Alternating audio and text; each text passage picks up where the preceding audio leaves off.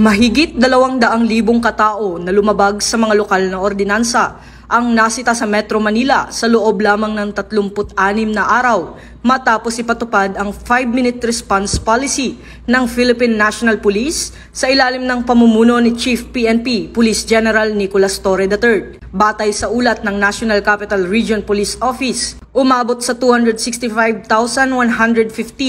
ang kabuuang bilang ng mga nahuling violators mula June 2 hanggang July 7. Sa bilang na ito, 84,886 ang pinatawan ng multa, 1,353 ang sinampahan ng kaso, habang 178,876 ang pinalaya matapos maproseso at mabigyan ng kaukulang babala. Katumbas ito ng humigit kumulang 7,364 katao kada araw na nasisita sa Kalakhang, Maynila. Dahil dito, nakalikom ang mga lokal na pamahalaan ng tinatayang 59.5 milyon mula sa mga ipinataw na multa.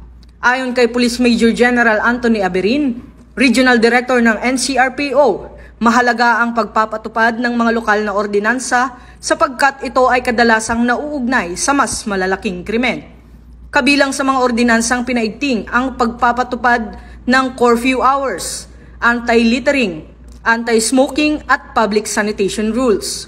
Sa ilalim ng pamumuno ni Police Major General Aberin, patuloy ang pinalawak na police visibility, mas pinatibay na koordinasyon sa mga LGU at tuloy-tuloy na pagpapatrolya upang tiyakin ang mahigpit at tuloy-tuloy na pagpapatupad ng batas.